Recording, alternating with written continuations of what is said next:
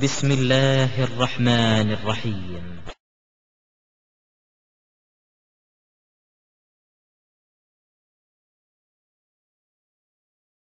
நபிகள் நாயகம் ஸல்லல்லாஹு அலைஹி வஸல்லம் அவங்களுடைய சொற்கள், செயல்கள், அங்கீகாரங்கள், இதைத்தான் நம்ம ஹதீஸ் என்று சொல்கிறோம். இது நபிகள் நாயகம் ஸல்லல்லாஹு அலைஹி வஸல்லம் அவங்களுடைய காலத்தில் எழுத்து வடிவமாக, முழுமையாக எழுத்து வடிவமாக ஆக்கப்படலை. ஏதோ ஒரு சில ஹதீஸுகளை ஒரு சில நபர்கள் எழுதி வைத்திருந்தார்களே தவிர அனைத்தையுமே எழுத்து வடிவமாக ஆக்கலை. குர்ஆனும் ரசூல் ஸல்லல்லாஹு அலைஹி வஸல்லம் காலத்தில் ஒரு சிலர் மட்டும் எழுதி வைத்திருந்தாங்களே தவிர தொகுத்து ஆக்கப்படலை. அப்ப இந்த ஹதீஸுகளை எழுத்து வடிவமா எப்ப ஆக்குறாங்க? பல 100 வருடத்திற்கு பிறகு ஆக்கியதாக இஸ்லாத்தினுடைய எதிரிகள் என்ன செய்வாங்க? பிரச்சாரம் செய்வாங்க. அதாவது நபிகள் நாயகத்துக்கு 500 வருஷத்துக்கு பிறகு இவங்க எழுதி வைத்துக் கொண்டார்கள், அதுக்கும் இஸ்லாத்துக்கு சம்பந்தம் இல்லை என்றெல்லாம் இஸ்லாத்தினுடைய எதிரிகள் சொல்லுவாங்க. ஆனா குர்ஆனை தொகுப்பது ரசூல் ஸல்லல்லாஹு அலைஹி வஸல்லமுக்கு ஒரு 30 ஆண்டுகளுக்கு பிறகு முழுமை அடைந்தது போல ஹதீஸுகளை எழுதுறதும் அதே காலகட்டத்திலே ஆரம்பமாயிடுச்சு.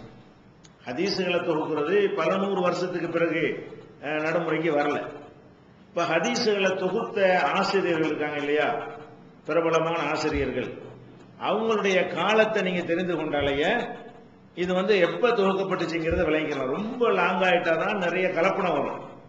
ஒரு ரசூல் ஸல்லல்லாஹு அலைஹி வஸல்லத்துக்கு பிறகு ஒரு 500 வருஷத்துக்கு பிறகு தொகுக்க ஆரம்பிச்சோம்னா நிறைய 500 வருஷத்துல எத்தனையோ மாற்றங்கள் வந்துடலாம், செதஞ்சு போயிடலாம், அதிகப்படியான குழப்பங்கள் ஏற்பட வழி இருக்கிறது.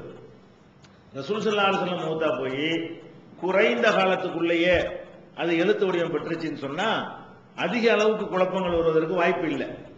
இப்ப சொல்வதாக இருந்தால் ஒவ்வொருத்தரையும் நீங்க குறித்துக் கொள்ளலாம். அதாவது சயீத் இப்னு மன்சூர் அவர் ஒரு நூல் எழுதினார், சுனனு சயீத் இப்னு மன்சூர். இவருடைய காலம் ஹிஜ்ரி 47. ஹிஜ்ரி 47 சொன்னா ரசூல் ஸல்லல்லாஹு அலைஹி வஸல்லம் மரணித்து 37 வருஷம் தான். ஹிஜ்ரிங்கிறது ஹிஜ்ரிக்கு 10 வருஷம் கழிச்சு தானே மூத்தா போறாங்க. ரசூல் ஸல்லல்லாஹு அலைஹி வஸல்லம் மரணித்தது ஹிஜ்ரிக்கு அப்புறம் 10 ஆண்டு கழித்து. அப்ப ரசூலுல்லாஹ்வுடைய மரணத்துக்கு பிறகுன்னு பாத்தீங்கன்னா 37 வருஷம் தான் ஆகுது. ரசூலுல்லாஹ் மூத்தா போய் 37 வருஷத்துல என்ன செய்யறாரு? சயீத் இப்னு மன்சூர்ங்கிறவரு அவர் ஹதீஸுகளை தொகுக்கிறார். அப்ப அவர் நேரையே சஹாபிட்ட கேட்டு தொகுத்துருவாரு. ஒரு 7-8 அறிவிப்பாளர்கள் அவருக்கு தேவைப்படாது. அப்ப இவர் 47 பிறந்து 127 மரணிக்கிறார். அப்ப ஹிஜ்ரி 47 பிறந்து ஹிஜ்ரி 127 மரணிக்கிறார். இந்த காலகட்டத்தில் அவர் என்ன செய்யறாரு? ஒரு சுனனு, அந்த புக்கு நம்மள்ட்ட இருக்கிறது, சுனனு சயீத் இப்னு மன்சூர்ங்கிறது நூலாவும் கிடைத்துக் கொண்டிருக்கிறது, சாஃப்ட் காப்பியாகவும் என்ன செய்யறது? கிடைக்கிறது. அதே மாதிரி ஷுஅபாங்கிற ஒரு அறிஞர், இவர் ஹிஜ்ரி 82 ரசூலுல்லாஹ்வுக்கு 72 ஆண்டுகளுக்கு பிறகு பிறக்கிறாரு, 160 மரணிக்கிறார். இவரும் ஹதீஸ் நினைஞ்சிருக்கிறாரு, தொகுத்து நூல் எழுதியிருக்காரு, பிரபலமாகல. இவர் நினைஞ்சிருக்காரு, ஹதீஸ் நூலை எழுதியிருக்கிறார். அதே மாதிரி மாலிக் இமாம் நம்ம கேள்விப்பட்டிருக்கோம் இல்லையா, அந்த மாலிக் இமாமுடைய பிறப்பு ஹிஜ்ரி 93, அதாவது ரசூலுல்லாஹ் காலத்துக்கு 83 வருஷத்துக்கு பிந்தி. அப்ப 93 பிறந்து 179 மரணிக்கிறார். பிறப்பு 93, இறப்பு 179. அப்ப இவர் முவத்தாங்கிற பேர்ல இவர் ஒரு ஹதீஸ் நூலை எழுதியிருக்கிறாரு. அது ஆங்கிலத்தில் பல மொழிகள்லையும் மொழிபெயர்ப்பும் பட்டிருக்கிறது. இந்த நூல் பரவலாக அனைவருக்குமே கிடைக்கிறது. இதுவும் ஹதீஸுடைய ஒரு 2 அறிவிப்பாளருக்குள்ள இது வந்துடும். ரசூலுல்லாஹ்ட்ட இருந்து இவர் அறிவிக்கிறதா இருந்தா அவர் சொன்னார், இவர் சொன்னார், ரசூலுல்லாஹ் சொன்னார்னு போயிடும். 7-8 அறிவிப்பாளர்கள்லாம் தேவைப்படாது. மாலிக் இமாமுடைய மொத்தாங்கிற கிதாபும் இருக்கிறது. எல்லாம் இந்த காலகட்டத்தை கவனிச்செல்லாம் செய்ய ரொம்ப குறுகிய காலத்திலேயே இது தொகுக்க ஆரம்பிச்சுட்டாங்க. அதே மாதிரி அபு அவானாங்கிறவர் என்ன செய்யறாருன்னா ஹிஜ்ரி 90 பிறந்து 176 மரணிக்கிறார். இவரும் முஸ்னது அபு அவானான்னு ஒரு புக் எழுதியிருக்கிறார். அது புக்காகவும் இப்ப கிடைக்கிறது. அது சாப்ட்வேர்ல என்ன செய்யறது, அந்த சிடிகளாகவும் இது வந்து கிடைக்கிறது. முஸ்னத் அபு அவானா இதனுடைய காலம் என்னன்னா ஹிஜ்ரி 90ல இருந்து 176ல வாழ்ந்திருக்கிறாரு. இந்த இடைப்பட்ட ஒரு காலத்தில் எழுதியிருப்பார். 90ல பிறந்தாருன்னா ஒரு 20 வருஷம் கழிச்சு எழுத ஆரம்பிச்சிருக்கலாம். அப்ப 176ல அவர் மரணிக்கிறார். அதே மாதிரி வந்து இப்னு ஜுரைஜ்னு சொல்லுவாங்க. அப்துல் மலிக் இப்னு அப்துல் அஜீஸ் இப்னு ஜுரைஜ், ஜுரை பேரன். இவருடைய பேர் வந்து அப்துல் மலிக், பிராக்கெட்ல இப்னு ஜுரைஜ்னு போட்டுக்கோங்க. இப்னு ஜுரைஜ் இந்த பேர்ல தான் இவர் பிரபலமாயிருக்கிறார். இவர் வந்து ஹிஜ்ரி 80ல பிறக்கிறாரு, 150ல மரணிக்கிறார். இவரும் ஹதீஸ் நூல் எழுதியிருக்கிறார். 80ல பிறந்து 150ல மரணிக்கிறாரு. இவரும் எழுதியிருக்கார், ஹதீஸ் தொகுத்திருக்கிறார். அதே மாதிரி மஅமர் பின் ராஷித் என்று ஒருத்தர், அவர் ஒரு அறிஞர், ஹதீஸ் தொகுப்பாளர். 96ல பிறந்து 153ல மரணிக்கிறார். எல்லாமே பாத்தீங்கன்னா அந்த 150க்குள்ளே எல்லாமே அடங்கி வர்றது நீங்க பாக்குறீங்க. அதே மாதிரி சயீத் பின் அபு அருவபாங்கிற ஒரு ஆள், இவர் வந்து பிறப்பு ஆதாரப்பூர்வமா கிடைக்கல. இவர் 156ல மரணிக்கிறார். மூத்தா போனது 156 சொன்னா ஒரு 60-70 வருஷத்தை சேர்த்துக்கிட்டோம்னு சொன்னா என்ன ஒரு 80 அந்த கணக்கெல்லாம் இவரும் பிறந்திருக்கிறார். 156ல இவர் மரணம். அது மாதிரி ஹம்மாத் பின் சலமா, இவரும் ஹதீஸ் நூல்ல எழுதியிருக்கிறார். இவர் வந்து ஹிஜ்ரி 91ல பிறந்து 176ல மரணிக்கிறார். அதே மாதிரி வந்து சுஃபியான் பின் உயைனா, இவர் வந்து 107ல பிறக்கிறாரு, 198ல மரணிக்கிறாரு. இவங்க எல்லாம் ஹதீஸ் கிதாபுல் எழுதியிருக்கிறாங்க. அதே மாதிரி சுஃபியான் சௌரி, இவர் வந்து 161ல மரணிக்கிறாரு. பிறப்புல கருத்து வேறுபாடு இருக்கிறது. பிறப்புலாம் அவர் ரெக்கார்டில் பெரும்பாலும் கிடைக்காது. மௌத்தா போகும்போது தான் பிரபலியமான ஆளா இருந்திருப்பாங்க, அது கரெக்டா தெரிஞ்சிடும். பிறப்பை பொறுத்த வரைக்கும் அவர் யார்ட்டையாவது வெளிப்படையாக சொன்னா தான் தெரியுமே தவிர பதிவு புத்தகம்லாம் இருக்காது. அதிகமான பேருக்கு பிறப்பு பெரும்பாலும் கிடைக்காது. அப்ப சுஃபியான் சௌரி வந்து 161ல மரணிக்கிறாரு. அப்ப ஒரு 90ல கூட 70 வயசு வாழ்ந்தாருன்னு சொன்னா ஒரு 90ல கூட பிறந்திருக்கலாம் அவரு. அவரும் ஹதீஸ் கிதாப் எழுதியிருக்கிறார். அதே மாதிரி அப்துல்லா பின் முபாரக், இவர் வந்து ஹிஜ்ரி 181ல மரணிக்கிறார். ஒரு 110 வாக்குல பிறந்திருக்கலாம். பிறப்புல வந்து கருத்து வேறுபாடு இருக்கிறது. அதே மாதிரி வந்து ஹுசைம்ங்கிற ஆளு, ஹுசைம் பின் பஷீர், இவர் வந்து ஹிஜ்ரி 104ல் பிறந்து 188ல இவர் வந்து மரணித்திருக்கிறார். அப்ப இவரும் ஹதீஸ் நூல் எழுதியிருக்கிறார். அதே மாதிரி ஜரீர் பின் அப்துல் ஹமீத், இவரும் ஹதீஸ் நூல்ல வந்து 110ல பிறந்தவர், 188ல மரணிக்கிறார். 110 188.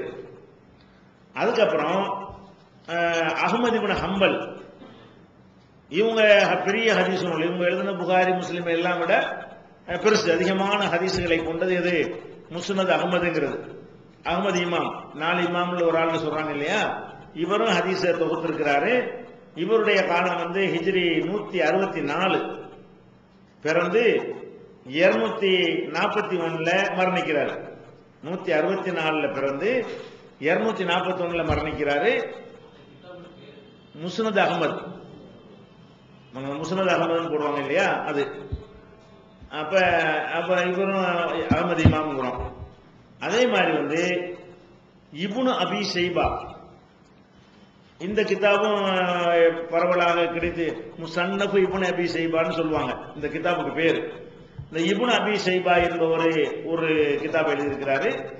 இவருடைய காலத்தை எடுத்துக்கிட்டீங்கன்னா ஹிஜ்ரி 160ல இவர் பிறக்கிறாரு, 239ல மரணிக்கிறார். இவங்கெல்லாம் 150க்கு பிந்தி உள்ள ஆள். இப்ப நான் சொல்லலாம், இதுக்கு முந்தி சொன்னதெல்லாம் 150க்கு முன்னாடி உள்ளவங்க, 150க்கு முன்னாடியே மூத்தா போனவங்களா இருப்பாங்க. இவங்கெல்லாம் வந்து 150க்கு பின்னாடி பிறக்கக்கூடிய ஆளுங்க. அது மாதிரி வந்து தாரமின்னு ஒரு ஹதீஸ் நூல் இருக்கிறது. அதை எழுதினவர் வந்து 181ல பிறக்கிறாரு, 255ல மரணிக்கிறார். இவருடைய ஹதீஸ் நூல்களும் பரவலாக தாரமிங்கிற பேர்லயே, அவங்க எல்லாருடைய அறிஞருடைய பேருமே அவங்க பேரை வச்சே சொல்ற வழக்கம் கிடையாது. புகாரிங்கிறீங்க, புகாரின்னு நம்ம எல்லாருக்கும் தெரியும். பேர் முகமது, அவருடைய பேர் முகமது. பிறந்த ஊர் புகாரா, அது மாதிரி அவங்கவுங்க என்ன திருமதிங்கிற ஒரு பேர் கிடையாது. நசைங்கிறது ஒரு ஊரு தான். அபுதாவுதுங்கிறோம், அது கூட மகனுடைய பேரை வச்சதுதான். இப்படிதான் பேர்கள் கிடைக்கும். அதனால தாரமின்னு நீங்க வச்சுக்கிறீங்க. தாரமிங்கிறவர் 181 பிறக்கிறாரு, 255 மரணிக்கிறார். அப்புறம் ஷாபி, அவரும் ஒரு ஷாபி இமாம்ங்கிறாங்கல்ல, அவரும் ஒரு ஹதீஸ் நூல் எழுதியிருக்கிறார். அவருடைய காலம் ஹிஜ்ரி 150 பிறந்தது, இறந்தது 204. 150 பிறந்து 204 மரணிக்கிறார். அதே மாதிரி அப்துல் ரஸாக்னு ஒரு ஆள், அவரும் முசன்னஃப்ங்கிற பேர்ல ஒரு நூல் எழுதியிருக்கிறாரு. அது முசன்னஃப் அப்துல் ரஸாக்ங்கிற பேர்ல இப்போ கூட அந்த நூல் கிடைக்கிறது. இவர் 126 பிறக்கிறார், பிறந்து 211 மரணிக்கிறார். அதே மாதிரி புகாரி சொல்றோம் இல்லையா, இவர் 194 பிறக்கிறார். புகாரி இமாம் எப்ப பிறந்தது? 194, இறந்தது 256. அது மாதிரி முஸ்லிம் அப்படின்னு சொல்றோம். அவர் அந்த நூல் உங்களுக்கு புகாரி முஸ்லிம் சொல்றீங்க இல்லையா, அந்த கிதாபை எழுதினவர் 204 பிறக்கிறாரு, 261 மரணிக்கிறார். 204 பிறந்து 261 மரணிக்கிறார் முஸ்லிம்ங்கிறவர். திருமதி இமாம்னு சொல்றோம் இல்லையா, அவர் 210 பிறந்து 279 மரணிக்கிறார். அதே மாதிரி நசைன்னு சொல்றோம் இல்லையா, அவர் பிறந்தது 215, மரணம் 303. அபுதாவுது அவங்களுடைய பிறப்பு 202, மரணம் 275. இப்னு மாஜா இவருடைய பிறப்பு 209, மரணம் 273. அது மாதிரி பஸார், முஸ்னது பஸார்ங்கிற கிதாபும் பரவலாக கிடைக்கிற கிதாபு தான். இவருடைய காலம் 210, மரணம் 292, பிறப்பு 210, 292. அது மாதிரி இப்னு ஹிப்பான்ங்கிற ஹதீஸ் நூல்லாம் கேள்விப்பட்டிருப்பீங்க. இவருடைய பிறப்பு 270, இறப்பு 364. அப்ப இப்னு ஹுசைமா இவரையும் நம்ம கேள்விப்பட்டிருப்பீங்க. இவருடைய பிறப்பு 213, மரணம் 311. அதுக்கப்புறம் ஹாக்கிம் நிறைய நூல் எழுதியிருக்கிறாரு. அந்த ஹாக்கிமுடைய பிறப்பு 290, அவருடைய மரணம் 378. அதுக்கப்புறம்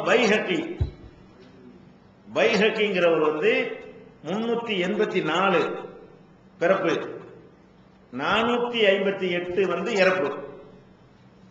அதுபோல தபுரானியுடைய பிறப்பு 260, இறப்பு 360. அதிக நாள் வாழ்ந்திருக்காரு, 100 வருஷம் வாழ்ந்திருக்காரு. அது மாதிரி அபு யாலா, இந்த கிதாபுகள்லாம் ஹதீஸ் நூல்கள்லாம் உங்களுக்கு கிடைக்கிறது.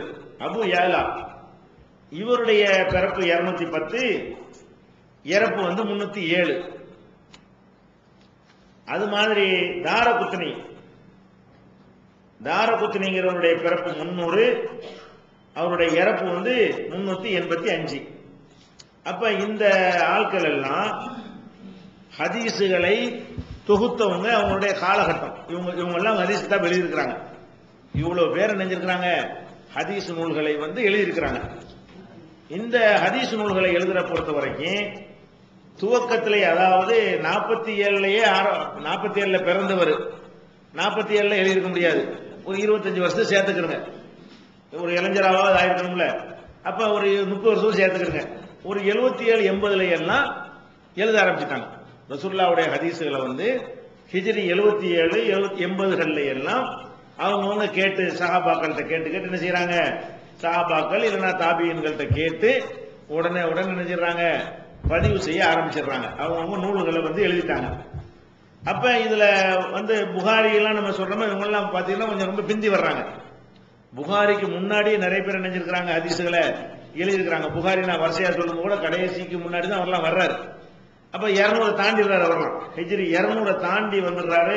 அவரு ஹதீஸ் கலையில் ஈடுபடும் போது 94 பிறந்தா 194 பிறந்தா கூட அவர் 30 வயசுல 20 வயசுல எழுத ஆரம்பிச்சாருன்னு வச்சுக்கிட்டா கூட 200 தாண்டி போயிடுது.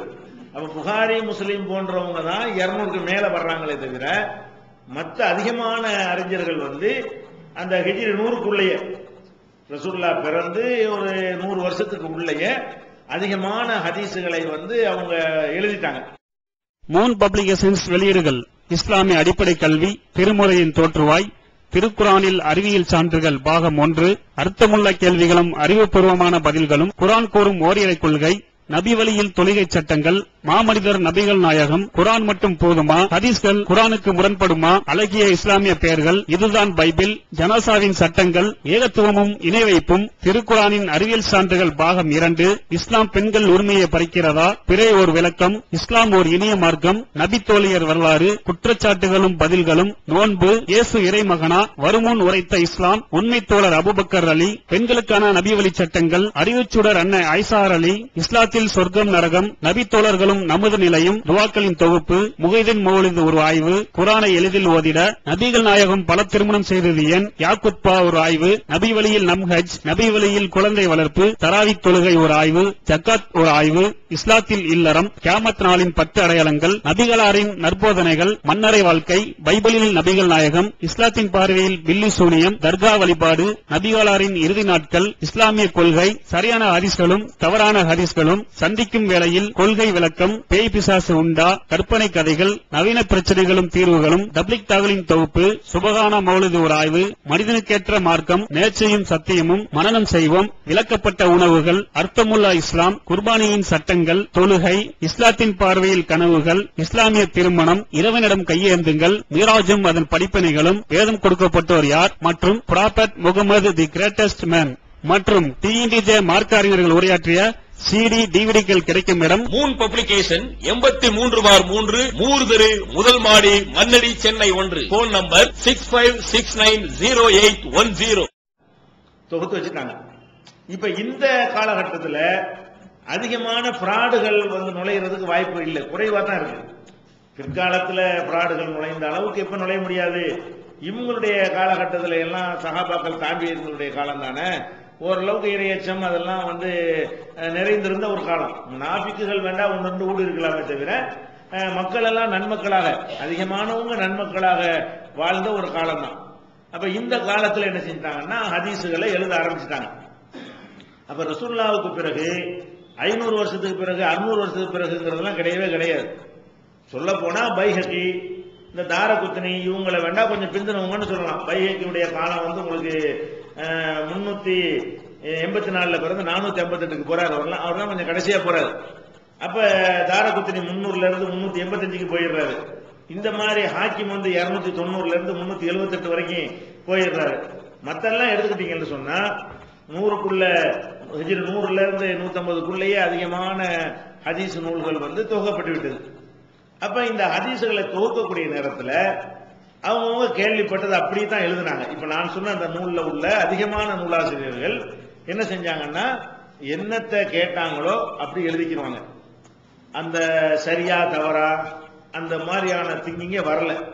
இப்ப சுனனு சயீத் இப்னு மன்சூர்ங்கிறது பூர்வீகமான கிதாபு தான், அது அப்படி நம்ம எடுத்துக்கிற இயலாது. ஏன் இயலாதுன்னு கேட்டா அவர் யாரையும் நல்லவர் கெட்டவர்கள்லாம் அவர் ஆய்வு பண்ண கிடையாது. அவர் ஹதீஸ்ன்னு சொன்னதெல்லாம் எழுதி கொண்டார். அவர் சயீத் இப்னு மன்சூர் என்பவர் என்ன செஞ்சாரு, அவர் முதல் நூலை எழுதுறாரு. எழுதுனா கூட அவர் என்ன செய்யறாரு, அது வந்து யார் சொன்னா, அது சொன்னவருடைய வரலாறு என்ன, அவருடைய நம்பகத்தன்மை எவ்வளவு, இதை பற்றி எல்லாம் அவங்க என்ன செய்யல, சிந்திக்காமல் நிறைய பேர் நினைச்சாங்க நூல்களை எழுதுனாங்க. அதனாலதான் அது வந்து ஃபேமஸ் ஆகல. எழுதுனாலும் அதுல வந்து ஏதாவது சரி இருக்கா தவறு இருக்கா நம்ம தான் உட்காந்து மெனக்கட்டு என்ன செய்யணும், ஆராய்ச்சி பண்ணணும். அவங்க அது ஒரு விஷயமாகவே எடுத்துக்கொள்ளல.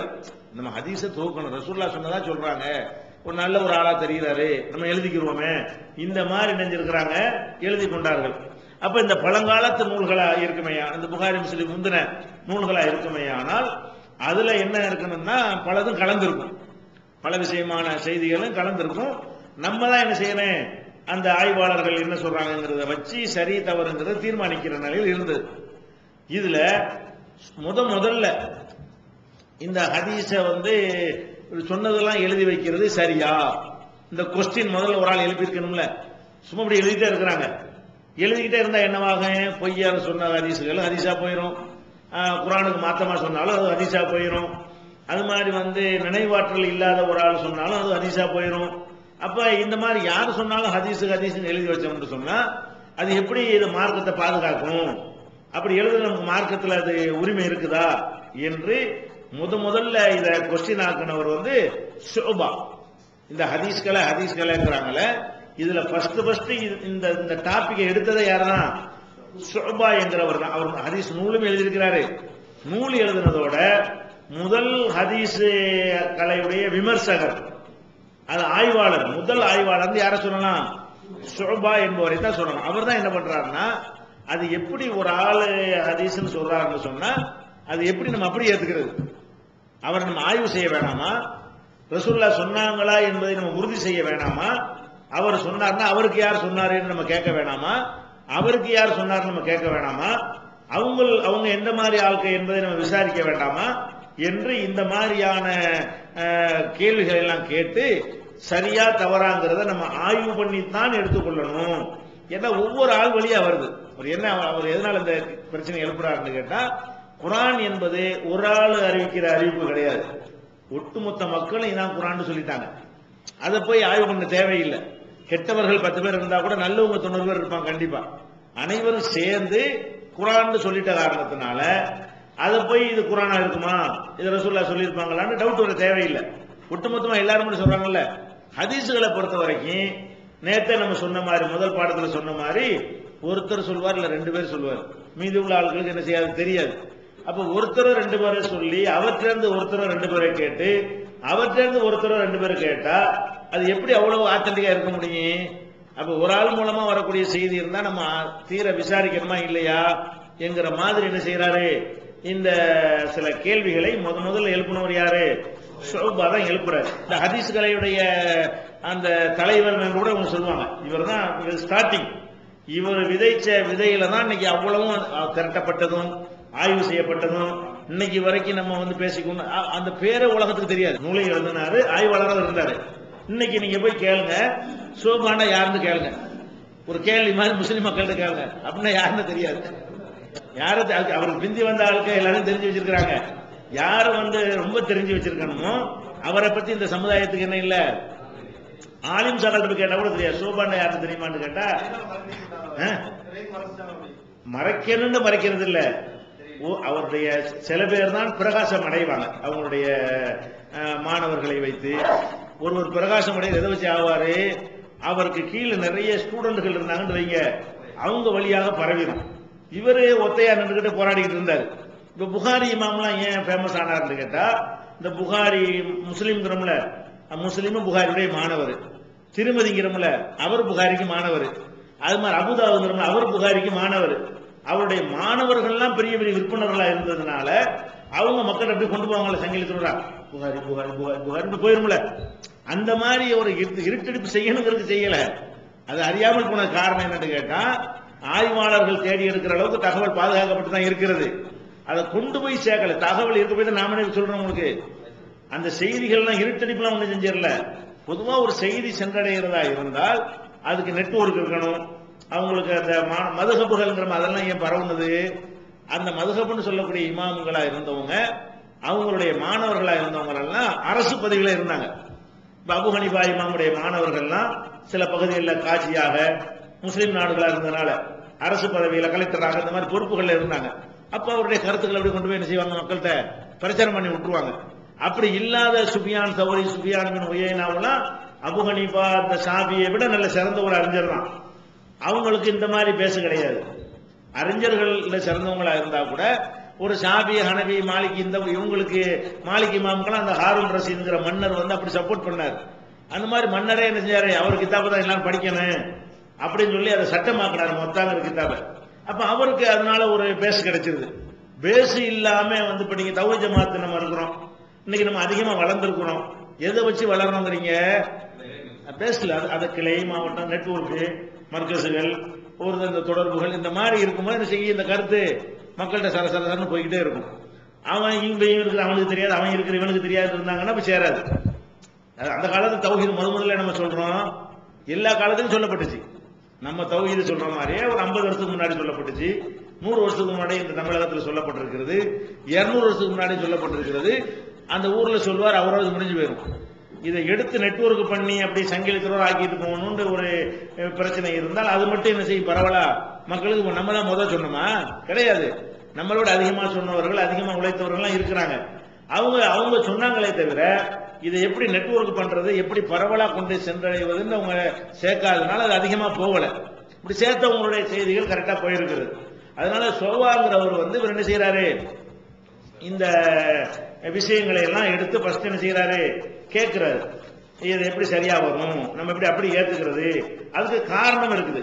முதல்ல அல்லாஹ் என்ன செய்யறான்னு கேட்டா, குர்ஆன்ல வசனங்கள்ல சில கட்டளைகள் நமக்கு போடுறோம். இந்த சொப்பா அவர் ஏதோ மனோ இச்சைக்காக வேண்டி அவரா நினைச்சுக்கிட்டு என்ன செஞ்சாருன்னு நினைக்க கூடாது. இந்த ஹதீஸ் கலையை உண்டாக்குறான்னு நினைக்க கூடாது. அது உதாரணமா அவருக்கு எதெல்லாம் ஆதாரமா இருந்தது என்று கேட்டால், குர்ஆன்ல இது நமக்கு இப்பவும் பொருந்தும். சோபா அவரா தன்னிச்சையா ஒரு விதியை உண்டாக்குனாருன்னு வைங்க, அப்ப எல்லாரும் தூக்கி எரிஞ்சிருப்பாங்க.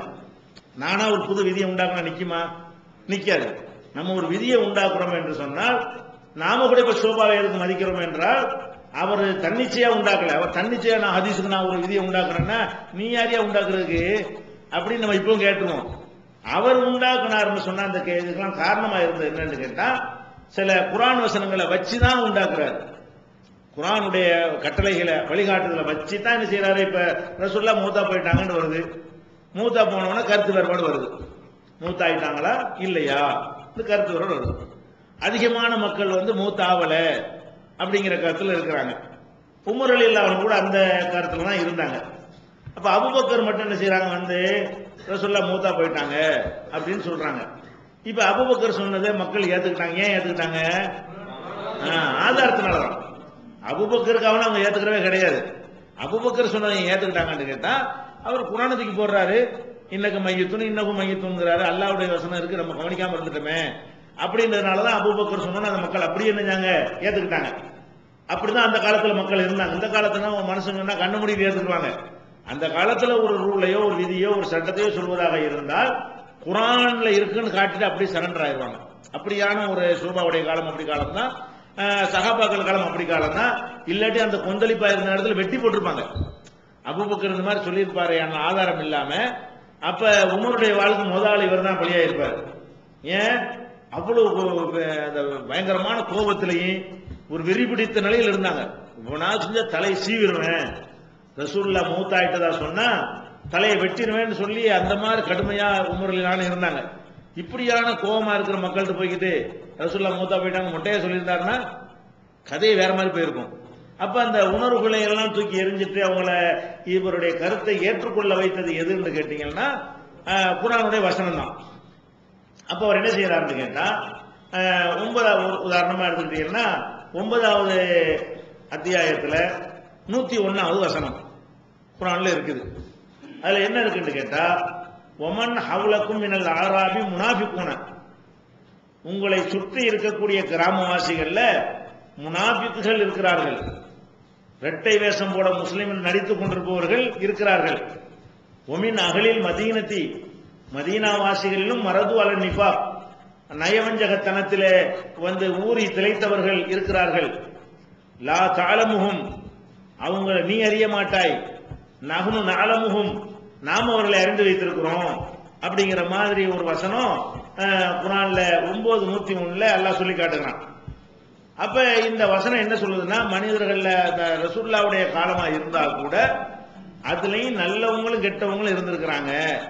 ரசூலுல்லாஹ்வுடைய காலமா இருந்தா கூட அந்த இஸ்லாமியங்கிற பேரை சொல்லி கொண்டு நடித்தவங்களும் இருந்திருக்கிறார்கள் அப்படிங்கிறது இதுல இருக்குது. ஆனா அப்படி யாருங்கிறத ரசூல் இருந்த காரணத்தினால அவங்களுக்கு அல்ல அறிவிச்சு கொடுத்திருந்தான்.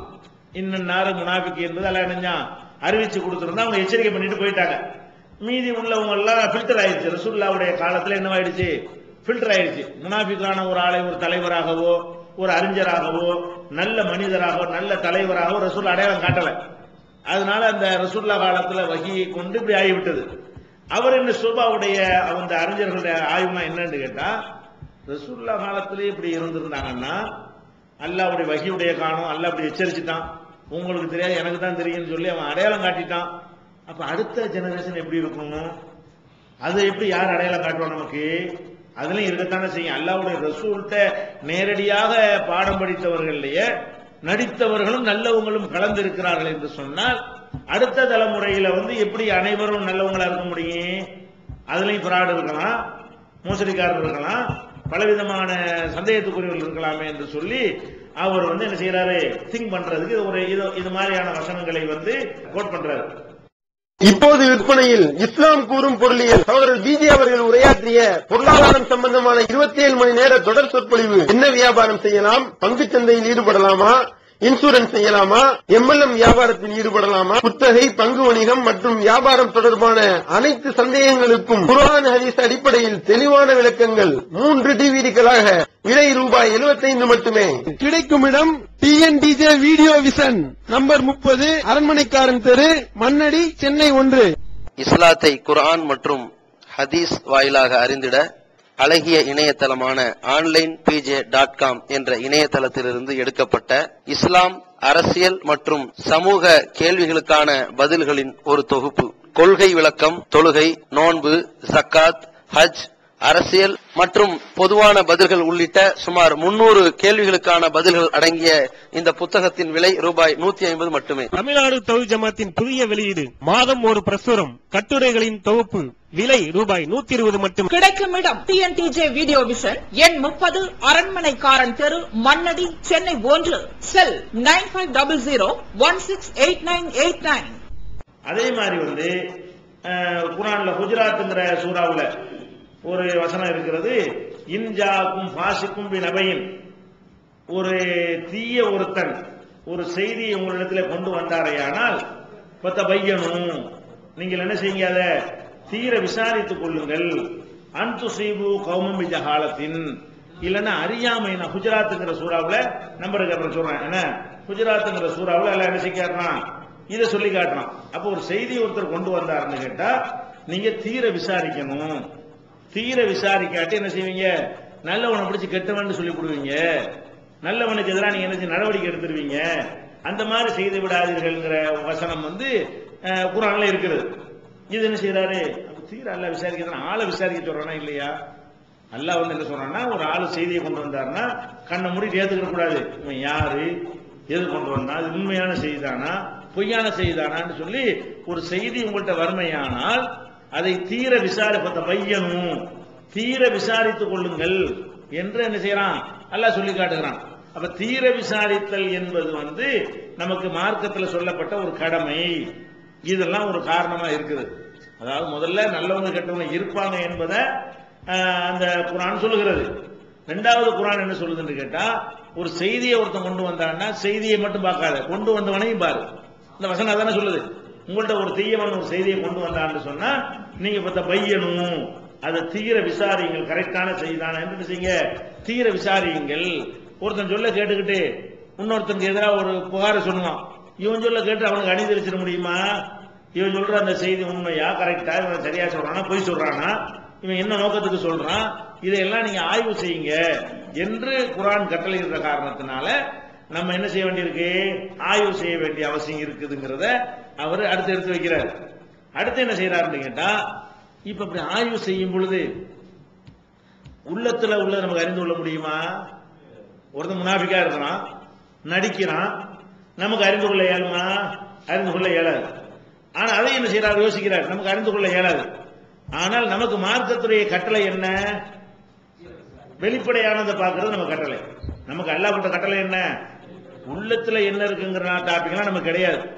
நடிக்க கூட செய்யலாம், மூமின் மாதிரி கூட ஒருத்தர் நடிக்கலாம். ஆனா அல்லாஹ்வுடைய கட்டளை நமக்கு என்னன்னு கேட்டா, வெளிப்படையாக ஒருத்தர் பொய்யர் என்று எனக்கு தெரிய வருகிறது, பொய்யர் தான் அது. வெளிப்படையாக அவர் நல்லவர் இல்லைன்னு எனக்கு தெரிய வருகிறது, அவர் நல்லவர் இல்லை தான். வெளிப்படையாக நல்ல ஆளுங்கிற எனக்கு தெரிய வருகிறது, அவர் நல்லவர் தான். அப்படிதான் நான் முடிவெடுக்க முடியும். மனிதன் தானே நம்ம. அவனும் மனிதன், முடிவெடுக்கக்கூடிய நாமும் மனிதரா இருக்கணும். நம்ம அல்லாஹ்வா இருந்தோம்னா என்ன செய்யும், அவன் வெளிப்படையா உள்ளதும் தெரியும், உள்ளத்தில் உள்ள நமக்கு தெரிஞ்சு போயிடும். மனிதனாக இருக்கிற காரணத்தினால் நமக்கு எது மட்டும்தான் தெரியும், வெளிப்படையா உள்ளது தெரியும். அடுத்தவர் யோசிக்கிறாரு, ஒரு மனுஷன் கெட்டவனா நல்லவனான்னு நம்ம எப்படி தீர்மானிக்கிறது? அது முடியாது. ஆனால் வெளிப்படையானதை வச்சு தீர்மானிக்கிற அதிகாரம் நமக்கு மார்க்கத்தில் இருக்கா இல்லையா? இருக்குது. அவர் யோசிக்கிறாரு. அப்ப வெளிப்படையா நம்ம பார்ப்போம். ஒரு செய்தியை ஒருத்தர் சொல்றாருன்னு சொன்னா அவர் யாரு, குடிகாரரா அல்ல வேற மாதிரி உள்ள ஒரு ஆளா, கெட்ட செயல் உள்ள ஆளா, மார்க்கத்தை பேணாத ஒருத்தரா, அடிக்கடி பொய் சொல்றவரா, அது நமக்கு விசாரிச்சு தெரிஞ்சுக்கிற முடியும் தானே. வெளிப்படையா அந்த மாதிரி ரிப்போர்ட்டுகள் வறுமையானால் அதை நம்ம ஏற்றுக்கொள்வதுதானே மார்க்கத்திலே கடமை. அந்த அடிப்படையில் நம்ம அல்லாஹ் செய்யற வேலையை செய்யல. அவர் என்ன செய்யற, தீர விசாரிங்கன்னா அது உள்ளத்துல ஒருத்தன் முனாபிக்கா இல்லையா என்றெல்லாம் நம்ம எப்படி விசாரிக்கிறது? அதை யோசிச்சு அவர் என்ன சொல்றாருன்னு கேட்டா, நம்ம தீர விசாரித்தல் என்பது எதுன்னு கேட்டா வெளிப்படையா உள்ளதுதான். நாங்க இது அல்லாஹ்வுடைய அதிகாரத்தை எடுத்துக்கொண்டு இன்னும் சொல்ல போனால் அப்படியே ஹதீஸ் கலையில அறிஞர்கள்லாம் சொல்றாங்க. என்ன சொல்றாங்க, நாம எத்தனையோ பேர்களை பலவீனமானவர்கள் என்று சொல்லி ஹதீஸ்களை நிராகரிக்கிறோம். அவர்கள ஏராளமானவர் சொர்க்கவாசிகளா இருப்பார்கள், நமக்கு தெரியாது. நம்ம எதை வச்சு நிராகரிக்கிறோம்? வெளிப்படையானதை வைத்து நம்ம நிராகரிக்கிறோம். அந்த ரிப்போர்ட் கூட தப்பா இருக்கணும், அந்த ரிப்போர்ட் கூட தப்பா இருக்கணும். ஆனா வெளிப்படையா என்ன செஞ்சிருது, அது ரிப்போர்ட் அது மாதிரி கிடைக்கிறது. அப்ப எத்தனையோ பேரை நாம் பலவீனர்கள் என்று தள்ளிவிட்ட ஆட்கள் நரகவாசிகள் அர்த்தம் வராது. அவங்க நல்ல சாலிகான ஆளா இருப்பாங்க, ஞாபக சக்தி கம்மியா இருக்கு, அதனால நரகவாசியார் வர. அவர் ஞாபக சக்தி கம்மியா உள்ள ஆள்னால ஹதீஸை தள்ளி இருப்போம். ஞாபக சக்தி கம்மியினால கெட்டவர் அவரு. ஒரு ஆளு ஹதீஸை சொல்றாரு, நினைவாற்றல் கம்மியா இருக்குது, அப்ப அதனால நம்ம அந்த ஹதீஸ் வேணான்னு தள்ளிடுவோம். அவர் சொன்ன ஹதீஸை தள்ளிடுவோம். அவர் அல்லாஹ் தள்ளுவானா? அவர் நினைவாற்றல் கம்மியா இருந்தவர் குற்றவாளியாது. அல்லாஹ் கொடுக்குற கிஃப்ட் அது, அவர் குறைவா கொடுத்துருக்கலாம். அதனால அவர் என்ன செய்யறாருன்னு கேட்டா, அவரும் இந்த எல்லா அறிஞர்களுமே என்ன செய்யறாங்கன்னு கேட்டா, இதை நம்ம ஆய்வு பண்ணணும். எப்படி ஆய்வு பண்ணணும்னா வெளிப்படையானதை வைத்து ஆய்வு செய்யணும். வெளிப்படையானதை வச்சு ஆய்வு செய்யணும் எப்படி? அதாவது நிறைய அதுக்கு ஹதீஸ் சான்றுகள் இருக்குது. என்ன சான்றுன்னு கேட்டா, இப்ப ரசூல் ஸல்லல்லாஹு அலைஹி வஸல்லம் அவங்க வாழ்ந்த காலத்துல சில சம்பவங்கள் நடக்குது. உசாமா என்கிற ஒரு சஹாபியுடைய தலைமையில ஒரு படையை ரசூல் அனுப்புறாங்க. ஒரு யுத்தத்துக்கு பெரிய யுத்தம் அல்ல, சின்ன சின்ன யுத்தங்களுக்கு ரசூல் ஆட்கள் அனுப்புவாங்க. அவங்க தலைமையேற்று போக மாட்டாங்க. ஒரு சின்ன கிராமத்தில் 50 பேர் சேட்டை பண்ணிட்டு இருக்கிறான்னு கேட்டா அவங்களை அடக்கிட்டு வான்னு சொல்லி ஒரு 50 பேர் அனுப்பி வைப்பாங்க. இது மாதிரி சிறு சிறு யுத்தங்களுக்கு ரசூல் ஸல்லல்லாஹு அலைஹி வஸல்லம் என்ன செய்வாங்க, சில ஆட்களை அனுப்புவாங்க. அப்ப உசாமா தலைமையில என்ன செய்யறாங்க, ஒரு ஆளை அனுப்புறாங்க. அனுப்பின உடனே அவங்க என்ன செய்யறாங்க, யுத்தத்தில் நமக்கு ஜெயிக்க இயலாதுன்னு தெரிஞ்சு கொண்டு அவங்க அஸ்லம்னா நாங்க இதை ஏத்துக்கிறோம், இஸ்லாத்துக்கு வந்துடுறோம், எங்களை விட்டுருங்க அப்படிங்கிறாங்க. யுத்த நேரத்தில் இஸ்லாத்தை ஒழிக்கிறதுக்கு நம்ம முயற்சி பண்றான், நம்ம போய் யுத்தம் செய்யறோம். அந்த நேரத்தில் நான் இஸ்லாத்தை ஏத்துக்கிறேன்னா என்ன அர்த்தம், சரண்டர் ஆயிட்டேன்னு அர்த்தம். அவன் அதுக்கு என்ன செய்யறாரு, இவன் காப்பாத்திக்கிறதுக்காக வேண்டி பொய்யா சொல்றான், இஸ்லாத்தை ஏத்துக்கிறேங்கிறது உள்ளத்துல இருந்து சொல்லல, நம்ம கொண்டு விடுவோன்னு பயந்துகிட்டு என்ன செய்யறான், இவன் சொல்றான்னு சொல்லி அவரு அந்த சொன்னாலே என்ன செய்யறாரு, கொலை பண்ணி விடுறாரு, கொன்றுறாரு. கொன்ற உடனே அப்ப ரசூல் ஸல்லல்லாஹு அலைஹி வஸல்லம் அவங்கள்ட்ட கொல்ல சொல்லி ஆர்டரும் பண்றாரு. அப்ப ரசூலுல்லாஹ் இந்த விஷயம் உடனே என்ன செய்யறாங்க, கண்டிக்கிறாங்க. எப்படி நீ கொலை பண்ற, நான் லா இலாஹ இல்லல்லாஹ்னு சொல்றேன் சொல்லி ஒருத்தன் சொன்ன பிறகு அதுக்கு பிறகு நீ கொலை பண்ணேன்னு சொன்னா அது மறுமையில் நின்றா நீ என்ன பதில் சொல்லுவ? அவன் உள்ளத்துல இருந்து சொன்னானா வாயில இருந்து சொன்னானா உனக்கு எப்படி தெரியும்? ஹல்லா ஷகத்த கல்பஹு, அவன் உள்ளத்தை நீ பிளந்து பாத்தியா? அப்ப இப்படின்ற சொல்ல திருப்பி திருப்பி இதை சொல்றாங்களா. எந்த அளவுக்கு அவர் சொல்றாருன்னு கேட்டா, பேசாம நம்ம இன்னைக்கு இஸ்லாத்துக்கு வந்திருக்கலாமே, இதுக்கு முந்தி இஸ்லாத்துக்கு வர போய் தானே இந்த பாவத்தை செஞ்சு விட்டோம், போய் இந்த மாதிரி கொலை பண்ணி விட்டுட்டோம். நம்ம ரசூலுல்லாஹ் அந்த வெறுப்பையும் கோபத்தையும் பார்த்தா அவர் என்ன சொல்றாரு, இன்றைக்கு நம்ம இஸ்லாம் தழுவி இருக்கலாம் போல இருக்கு, அப்படி இருந்தா அந்த செயல் நம்ம செய்யாம இருந்திருக்கலாமே என்று நான் நினைக்கும் அளவுக்கு ரசூல் ஸல்லல்லாஹு அலைஹி வஸல்லம் அவர்கள் இதை திருப்பி திருப்பி சொல்லிக் கொண்டிருந்தார்கள். மாசால யுகர்ரிஹா, இதை திருப்பி திருப்பி சொல்லிக் கொண்டிருந்தார்கள். அப்படிங்கிற மாதிரி உசாமா அறிவிக்கிற ஹதீஸ் புகாரி முஸ்லிம் ஏராளமான நம்பர் சொல்றேன், ஏராளமான நூல்கள்ல இந்த சம்பவம் இருக்கிறது. அப்ப இதுல நம்ம என்ன விளங்குது, ஒரு நெருக்கடியான கட்டத்தில் கூட ஒரு மனிதன் வெளிப்படையா சொல்லிட்டான்னு அவ்வளவுதான். உள்ளத்தை போட்டு பொளந்து பார்க்கக்கூடிய மேற்று நமக்கு கிடையாது. அப்ப நம்ம ஹதீஸ்களை ஆய்வு செய்ய போனோம் என்ன நினைச்சிடக்கூடாது, எல்லாத்தையும் ஆராய்ச்சி பண்ணி சர்டிபிகேட் கொடுக்க போறாங்க, எல்லாரையும் நல்லவங்க கெட்டவன் தீர்மானிக்க போறாங்கன்னு நினைச்சிடக்கூடாது. நம்ம ஒரு ஆளை பலவீனமானவர் என்ற பலமானவர் நினைக்கிறான்னு சொன்னா அவரை சொர்க்கவாசி நரகவாசின்னு தீர்ப்பளிக்கிற அர்த்தத்துக்கு நம்ம செய்யவில்லை. மனிதன் என்கிற முறையில் ஒரு செய்தியை சொல்கிறாரு, அவர் கரெக்டா இருந்தா தான் அந்த செய்தி கரெக்டா இருக்கும் என்று நம்முடைய அமலை பாதுகாத்துக் கொள்வதற்காக வேண்டி நமக்கு வெளிப்படையான விஷயங்களை வைத்து முடிவு செய்ய அதிகாரம் இருக்கிற காரணத்தினால் அதை நம்ம செய்கிறோம் என்பதற்கு இதையெல்லாம் அவங்க அந்த அறிஞர்கள் என்ன செய்யறாங்க, ஆதாரமா வைத்து நம்ம வெளிப்படையா பார்க்கிற கடமை நமக்கு இருக்கா இல்லையா. அதே மாதிரி ஹாலித் இப்னு வலீத் அவரை ஒரு பகுதிக்கு என்ன செய்யறாங்க, அனுப்புறாங்க. இதே மாதிரி அந்த மக்களுக்கு தோல்வி அடைய விஷயம் தெரிஞ்ச உடனே அவங்க என்ன செய்யறாங்கன்னா சபஅனாங்கிற வார்த்தையை சொல்றாங்க. சபஅனான்னு சொன்னா ரசூலுல்லாஹ்வுடைய காலத்துல இஸ்லாத்துக்கு பேரு சாபிங்கிற பேர் தான். ரசூலுல்லாஹ்வுடைய காலத்துல சாபியின்கள் ஒரு கூட்டம் இருந்தாங்க. சாபியின்கள் தான் யாருன்னு கேட்டா அவங்க சிலையெல்லாம் வணங்க மாட்டாங்க, மூட நம்பிக்கையெல்லாம் செய்ய மாட்டாங்க, ஒரே இறைவன் தான் எங்களுக்கு அப்படி ஏக இறைவன் கொள்கையில தெளிவா இருப்பாங்க. இந்த மாதிரி இபாதத்து முறையெல்லாம் அவங்களுக்கு தெரியாது. ஆனா என்ன செய்ய மாட்டாங்க, கல்லு மண்ணு கழுத குதிரையெல்லாம் கிடையாது, இறைவன் ஒரே ஒருத்தன் தான், அல்லாஹ்ங்கிற ஒரு இறைவனை தவிர யாரும் கிடையாது என்பதுல உறுதியான நம்பிக்கை வைத்த மக்கள் எங்க இருந்தாங்க, ரசூலுல்லாஹ்வுக்கு முன்னாடியே நபியாவதுக்கு முன்னாடியே இந்த மாதிரி ஒரு குரூப் சங்கிலி தொடராக இப்ராஹிம் அலைஹிஸ்ஸலாமுடைய வழித்தோன்றல்கள்ல சங்கிலி தொடராக சின்ன கூட்டம் இருந்து கொண்டிருந்தார்கள். அவங்க எல்லாம் தௌஹீத்வாதிகளா இருந்தாங்க. அவங்களுக்கு பேர் சாபியின்கள். அவங்களுக்கு பேர் என்னது, சாபியின்கள். இந்த சாபியின்கள் குர்ஆன்ல கூட இந்த சாபியின்களை பத்தி 2 வசனத்துல அல்லாஹ் சொல்றான். இன்னல்லதீன ஹாது வன்னசாரா வசாபியீன அப்படின்னு குர்ஆன்ல என்ன செய்யுது, இவங்களை பத்தி அல்லாஹ் சொல்லி காட்டுகிறான். அப்ப இந்த சாபியின்கள்ங்கிற ஒரு குரூப் என்ன செஞ்சாங்க, இருந்தாங்க. இவங்க என்ன செய்வாங்கன்னா சிலை வணக்கம் தான் கூடாதும்பாங்க, பல தெய்வ வணக்கம் கூடாதும்பாங்க. இப்ப ரசூல் ஸல்லல்லாஹு அலைஹி வஸல்லம் அவங்களும் இதே மாதிரி பிரச்சாரத்தை செஞ்ச உடனே அவங்களையும் சாபின்னு தான் சொன்னான். அவன் என்ன பண்ணிட்டான், இந்த ஆளுக்கு மாதிரி அந்த ஆள் இருக்கிறாரு, இவங்க தான் சொல்லிட்டு திரிகிறாங்கன்னு பார்த்தா முகமது என்ன பண்றாரு, இவங்க சொல்ற மாதிரி ரசூலுல்லாஹ் அதை விட கூட அட்வான்ஸா சொல்றாங்க.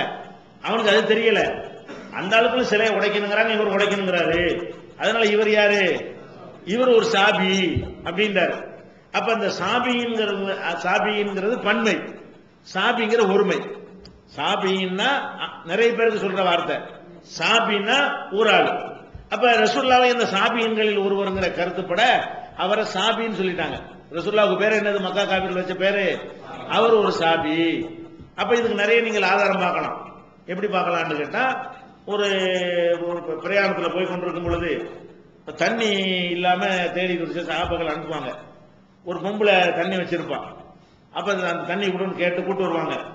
அப்ப என்ன செய்வாங்கன்னு அந்த பொம்பளை கேட்க, யார்கிட்ட கூட்டிட்டு போறிய, முகமது கூட்டு அந்த சாபிட்ட கூட்டி போறிய அப்படின்னு அந்த அம்மா கேட்கும். ரசூலுல்லாஹ்வுக்கு பேர் எப்படி பரவலா இருக்குது, அக்கம் பக்கம் கிராமம் வரைக்கும் ரசூலுல்லாஹ்வுக்கு பேர் என்னன்னா அவர் சாபியை சேர்ந்தவர் அப்படின்னு சொல்லிட்டு அந்த சாபி என்று ரசூல் ஸல்லல்லாஹு அலைஹி வஸல்லம் அவர்களை என்ன சொன்னாங்க.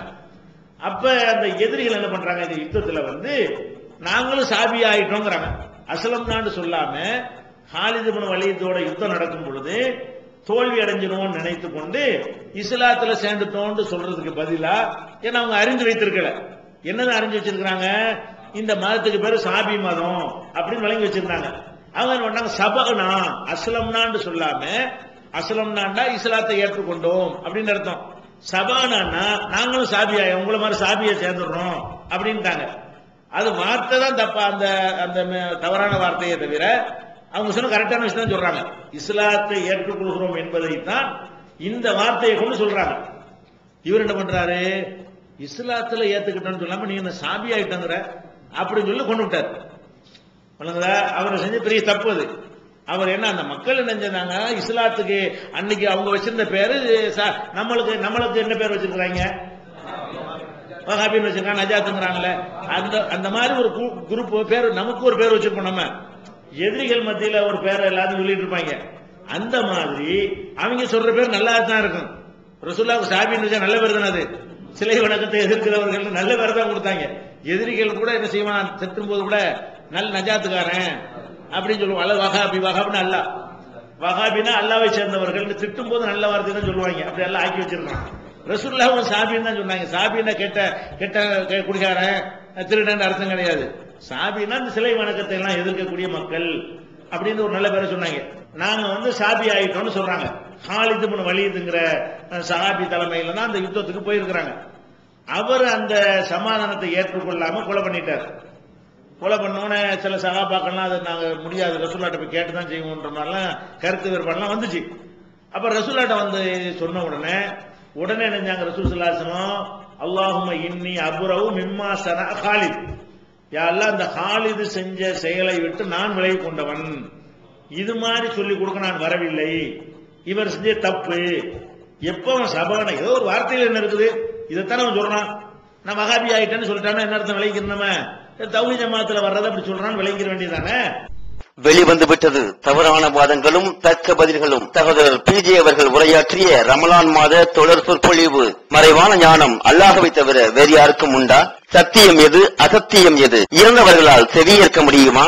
நபிமார்களுக்கு இறைவன் வழங்கியதையன்றி வேறு ஏதும் மறைவான ஞானங்கள் உண்டா? தர்கா தரீகா வழிபாடுகள் சரியா? மனிதன் கடவுளாகி விட முடியுமா? தவறான கொள்கையில் இருப்பவர்களின் வாதங்களுக்கு குர்ஆன் ஹதீஸ் அடிப்படையில் அடுக்கடுக்கான தெளிவான சான்றுகளுடன் தக்க பதில்கள் 5 டிவிடிக்களாக விலை ரூபாய் 150 மட்டுமே. கிடைக்கும் இடம் TNTJ வீடியோ விஷன், நம்பர் 30, அரண்மனைக்காரன் தெரு, மண்ணடி, சென்னை 1, செல் 9500168989. அவன் புரிஞ்ச பாஷையில் அப்படி சொல்லுவான். அவன் புரிந்த பாஷையில் அவன் சொல்லும் போது நம்ம என்ன செய்யணும்? வார்த்தையை பிடிச்சிட்டு விளையாடக்கூடாது. அவன் சபாநாங்கள என்ன அர்த்தம்? உங்களோட சேர்ந்துக்கிறேன்னு அர்த்தம். வார்த்தை தான் அவன் புரிந்து கொண்ட அடிப்படையில் பயன்படுத்திட்டான். நம்ம புரிந்து கொண்ட அடிப்படையில் அவன் பயன்படுத்தல. கருத்து என்ன? அந்த யுத்தத்தில் சொன்ன என்ன கருத்து? நாங்க சண்டைக்கு வரல, உங்களோட சேர்ந்துக்கிட்டோம் தான் அர்த்தம். இப்படி சொன்ன பிறகு நீ எப்படி அவங்களை கொலை பண்ணியிருப்ப? அவன் சொல்லிவிட்டான்ல வார்த்தையில. ஒரு வெளிப்படையா அந்த அர்த்தம் நேரடியா இல்லாட்டா கூட அந்த கருத்தை சொன்னால் கூட நம்ம அதை ஏற்றுக்கொள்ளணும். வெளிப்படையான விஷயத்தை தான் ஏற்றுக்கொள்ளணும் என்று ரசூல் ஸல்லல்லாஹு அலைஹி வஸல்லம் சொன்னாங்க. இவரை விட்டு நான் விலகிக்கிட்டேன். அல்லாஹ்வுடைய துஆ செய்றாங்க. உடனே அல்லாஹ்வும்ம இறைவா இன்னி அபுரவு நான் விலகி கொண்டேன், மிம்மா ஸனா ஹாலித், இந்த ஹாலித் செஞ்சிருக்கார இந்த செயலை விட்டு நான் விலகி கொண்டேன். நான் இந்த மாதிரி ஒரு வழிகாட்டல, இந்த மாதிரி இவருக்கு போதனை செய்யல, இந்த மாதிரி உத்தரவு நான் போடல. இது அவரா தன்னிச்சையா செஞ்சுக்கிட்டாரு, அவராச்சு நீ ஆச்சுன்னு சொல்லி ரசூலுல்லாஹ் ஒதுங்கிட்டாங்க. எதுக்கு ஒதுங்கினாங்க? உள்ளத்தை அறிந்து கொள்ற மாதிரி ஒருத்தர் நடந்தாருன்னு சொன்னா அல்லாஹ்வுக்கும் பிடிக்காது, ரசூலுக்கும் பிடிக்காது. வெளிப்படையா சொல்ல ஏத்துக்கணும். வெளிப்படையா அவங்க என்ன சொல்றாங்க என்ன செய்யணும் அதை அப்ப வெளிப்படையான செயல்களை வைத்துத்தான் நாம ஒன்றை ஏற்றுக்கொள்ளணும் என்பதற்கு இதெல்லாம் அந்த ஹதீஸ் கலையில ஆய்வா எடுத்துக்கிறாங்க. நம்ம வெளிப்படையா விஷயத்தை பார்த்து முடிவு செய்யலாம். அது ஈமான் உள்ளவன்கிறதுக்கு முடிவு செய்யற மாதிரி இல்லை என்பதற்கு முடிவு செய்யலாம்ல. ஒருத்தன் போய் என்ன செய்யறான், அப்துல் காதர் பேரு, அவன் போய் சாமி கும்பிடுறான், கோயில்ல போய் திருப்பதியில போய் கும்பிடுற கண்ணால பாத்துக்கிட்டீங்க. அவனை காஃபிர்னு சொல்ற உங்களுக்கு என்ன தயக்கம்? வெளிப்படை செயலை பார்த்துட்டீங்கல்ல. என் உள்ளத்துல அதெல்லாம் எனக்கு தெரியாது, அவன் உள்ளத்துல எனக்காது. நீ போய் கும்பிட்டியா இல்லையா? கும்பிட்ட நான் கண்ணால பார்த்தனே இல்லையா? அப்ப நீ காஃபிர் தானே. அப்ப செயல்கள் தப்பாக இருக்குமே, ஆனால் வெளிப்படையான செயல்கள். பள்ளியாசல் தொழுகிறானா முஸ்லிம் சொல்லு, கோயிலில் போய் கும்பிட்டா காஃபிர்னு சொல்லி, இதுல நமக்கு என்ன இருக்கு? நம்ம வெளிப்படையானதை கொண்டு முடிவு எடுக்கிறோம். வெளிப்படையா ஷிர்க் தெரிஞ்சால் ஷிர்க் வைக்கிறான்னு சொல்லுங்க, வெளிப்படையா தௌஹீத் தெரிஞ்சால் தௌஹீதுல உள்ளதுன்னு சொல்லுங்க. அதுதான் நம்முடைய கடமைங்கிறதுக்கு இது ஒரு ஆதாரமா இருக்கிறது. அடுத்து என்னன்னு கேட்டா, ரசூல் ஸல்லல்லாஹு அலைஹி வஸல்லம் அவங்க காலத்துல போர்க்களத்திலிருந்து வந்த பொருள்களை, போர்க்களமா ஜகாத் பொருள்களை விநியோகம் பண்றாங்க, பங்கு வச்சு கொடுக்குறாங்க. அப்ப எல்லாருக்கும் அவங்களுக்கு எது கரெக்ட்னு பட்டுச்சோ அந்த மாதிரி பங்கு வச்சு கொடுக்குறாங்க. அப்ப ஒரு ஆள் மட்டும் எழுந்துச்சு கேட்கிறாரு, யா ரசூலல்லாஹ் இத்தகில்லா, அல்லாஹ்வுடைய தூதரே நீங்க அல்லாஹ் பயந்துக்கிறங்க, நீங்க சரியா பங்கு வைக்கலங்கிறார். ரசூலுல்லாஹ்ட்டயே பங்கு வச்சு கொடுக்குறாங்க, யாரை எடுத்துக்கிறங்கிறாங்க. அவங்க எதுவும் எடுத்துக்கல.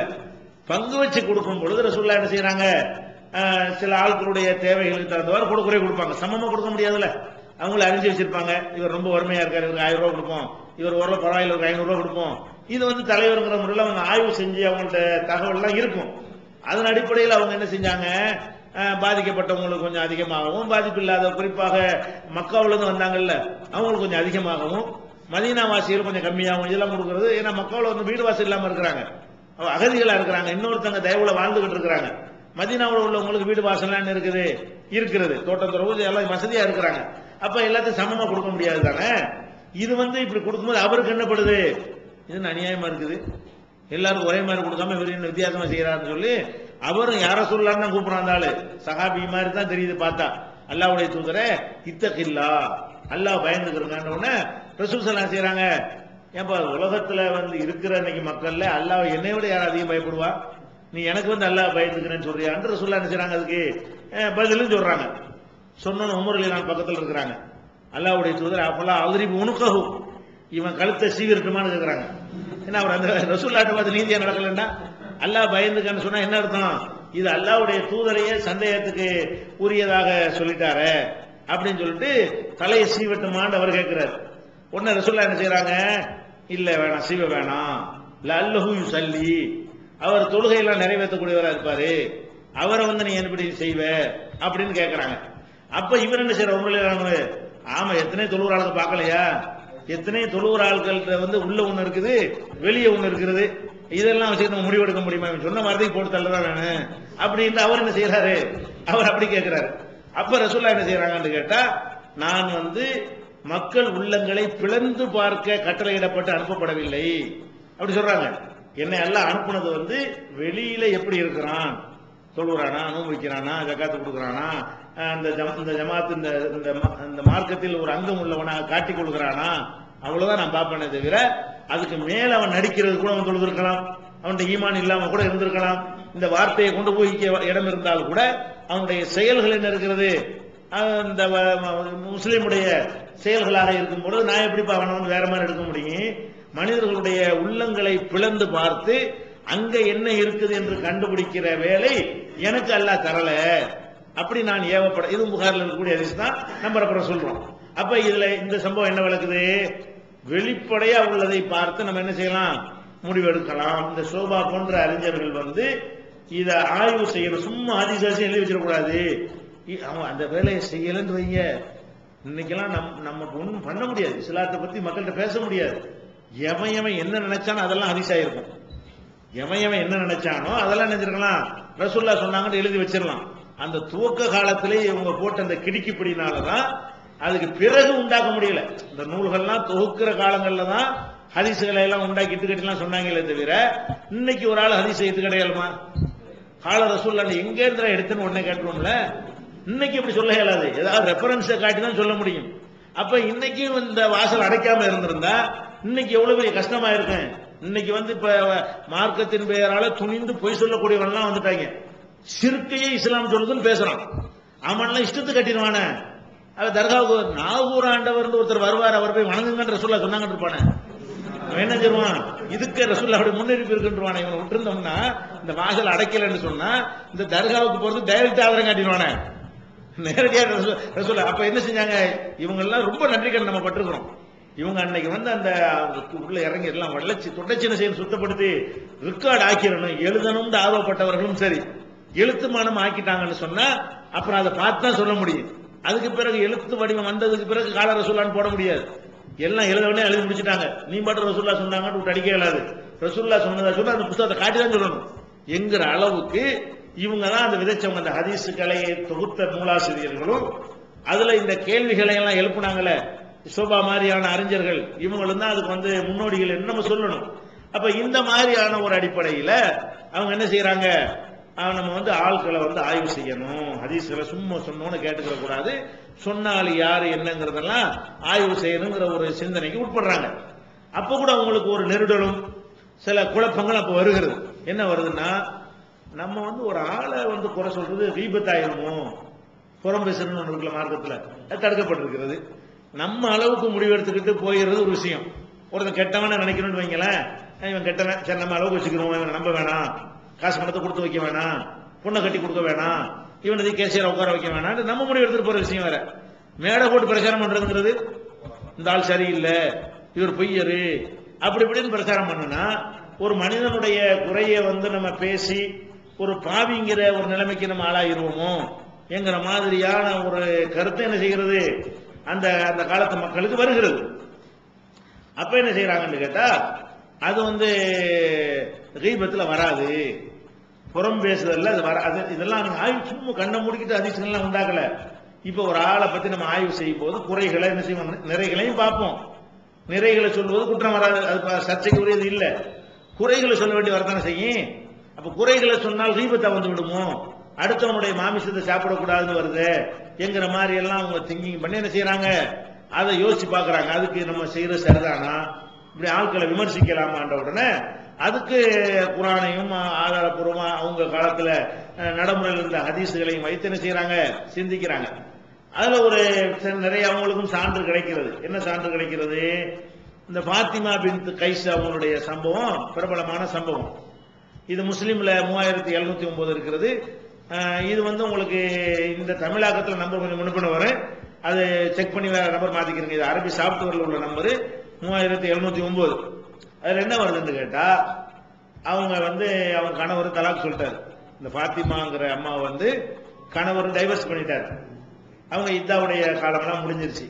முடிஞ்ச உடனே அவங்கள 2 பேர் போய் பொண்ணு கேட்கறாங்க, கல்யாணம் பண்ணிக்கிறதுக்காக வேண்டி 2 பேர் அவங்கள கல்யாணம் பண்றதுக்கு ஆப்ஷன் வைக்கிறாங்க.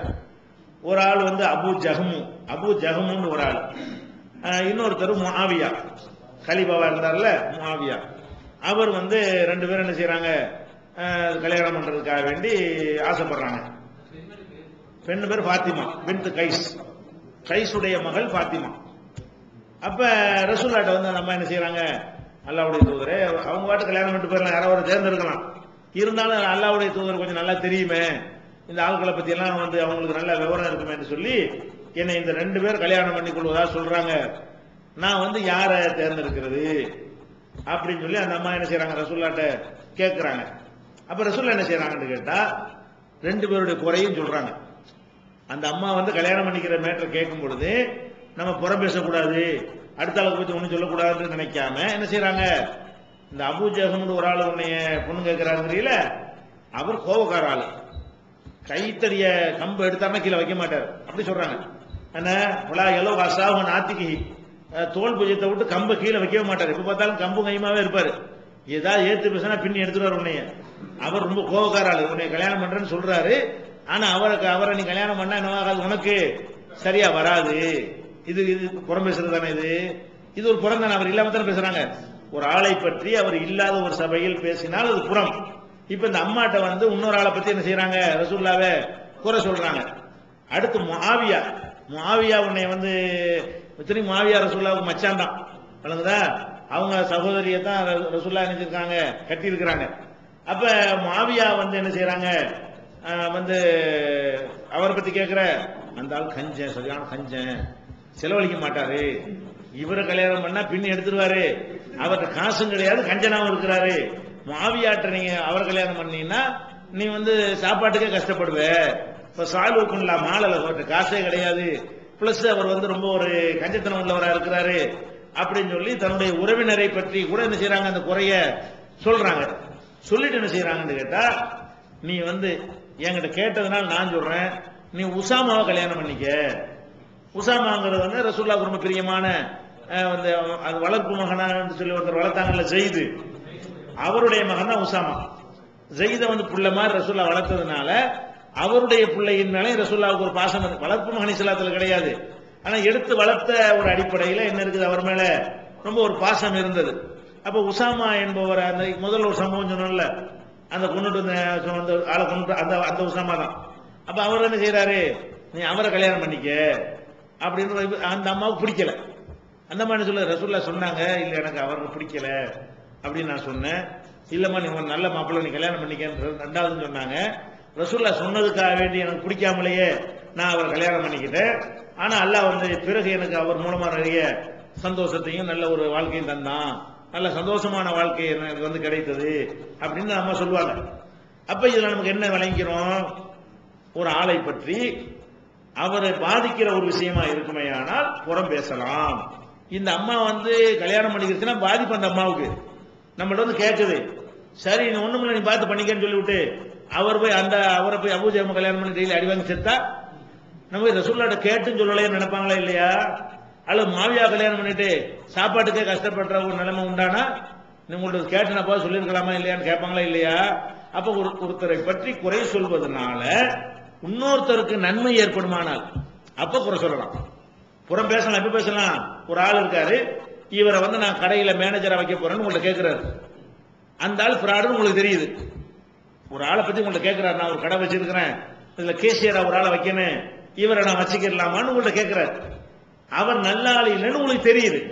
நீங்க என்ன செய்யணும்? நான் புறமெல்லாம் பேச மாட்டேன் நான் வச்சுக்கன்னு சொல்றதா அல்லது தெரியாதுன்னு சொல்றதா? இருந்து நான் அநியாயம் பண்றேன் ஒருத்தனுக்கு. அவருக்கு என்ன கேட்டாருன்னு சொன்னா, வேணாம் ஆளு சரியில்லை, 3 கடையை சுட்டிட்டு வந்தாலு இப்படிதான் சொல்லணுமா இல்லையா? அப்ப நம்ம சொல்லி எச்சரிக்கணும்ல. இவர் நம்மள்ட்ட கேட்கலன்னா சும்மா வந்துட்டு போயிடலாம். நம்மள்ட்ட கேட்கிற அபிப்பிராயம் கேட்டாருன்னு சொன்னா அப்ப நம்ம என்ன செய்யணும்?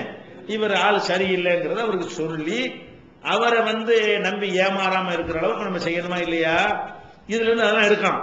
நம்மள்ட்ட ஒரு பொண்ணு கொடுக்கறத கேட்பாங்க, அந்த பையனை கல்யாணம் பண்ணி கொடுக்கலான்னு இருக்கிறோம், நீங்க என்ன சொல்றீங்கன்னு கேட்பாங்க. அவன் குடிகாரன்னு சொல்லியோ அல்ல வேற எந்த கெட்ட பழக்கம் உள்ளவன்னு உங்களுக்கு தெரியுது. உங்க கடமை என்ன? அதுதான் பொண்ணு வாழ்க்கை வீணாக்கிடக்கூடாது. இதுதான் வீணாக்குறது. சொல்லாம இருக்கிறதா வீணாக்குறது. நீங்க என்ன செய்யணும்? உங்களுக்கு தெரியுமையானால் இது மார்க்கத்துடைய கடமைங்கிற அடிப்படையில் நான் உனக்கு சொல்றேன். ஏன்னா நீ என்ன கேட்டுவிட்ட, ஆளு சரியில்லை, எனக்கே தெரியும், நானே பார்த்திருக்கிறேன், இவன் என்னென்ன கெட்ட பழக்கம்லாம் இருக்கு, அதுக்கு மேல உனக்கு விருப்பம்னா நினைச்சுக்க கொடுத்துக்காண்டு அந்த குறைய சொன்னால் அது கீபத்தாகமான்னு ஆகாது. ஏன்னா இது நன்மையை தானே தருது. கீபத்து எதனால மார்க்கத்தில் தடுக்கப்படுது? அது கேடு தர்றதுனால தடுக்கப்படுது. இது கேடா தருது. இந்த கீபத்து இந்த புறம் பேசுதல் என்பது எதை தருது? நன்மையை தருகிறது. அப்ப இந்த மாதிரி ரசூல் ஸல்லல்லாஹு அலைஹி வஸல்லம் அவங்கள இது மாதிரியான ஒரு குறைகளை சொல்லி இருக்கிறாங்க. இதை இதெல்லாம் ஆதாரமாக்குறாங்க. நம்ம அறிவிப்பாளராக கூட சொல்றோம்னு சொன்னா அவருக்கு நம்ம மாமனா, நமக்கு அவர் மச்சானா, அவருக்கு நமக்கு முன்பகையா, அவரை நல்லவர்ந்து நம்ம ஆக்கி விட்டோம்னா ரசூலுல்லாஹ் சொல்லாத செய்தி ரசூலுல்லாஹ் சொன்னாங்கன்னு ஆகி போயிடும். ஒரு ஆள் நல்லவர் நீங்க நினைச்சிட்டீங்கன்னா அவர் அறிவிக்கக்கூடியதெல்லாம் மக்களுக்கு ஹதீஸா போய் சேரும். அப்ப அதை மக்கள் அமல் செய்ய ஆரம்பிப்பாங்க. பொய்யா இருந்தா அந்த பாவமெல்லாம் அவங்களுக்கு போய் சேரும். அப்ப பொதுமக்கள் அனைவரையும் பாதிக்கிற ஒரு விஷயமாக இருக்குமே. ஆனால் அவருடைய குறையை அம்பலப்படுத்தி, எதுக்கு அம்பலப்படுத்தணும்? இந்த ஹதீஸை ஏற்றுக்கொள்ள கூடாது என்பதற்கு அம்பலப்படுத்தணும். நம்ம பொண்ணு கொடுக்கறது கேட்டானா நல்லா கட்டி கொடுன்னு சொல்லிட்டு போங்க, யாவது சேர்த்து குறைவா இருந்தா பொண்ணு கட்டி கொடுக்க கூடாதா? அப்ப அதுக்கெல்லாம் மேட்ரு கிடையாது. அல்லாஹ்வுடைய ரசூல் சம்பந்தப்பட்ட ஒரு விஷயமா இருக்கிறது.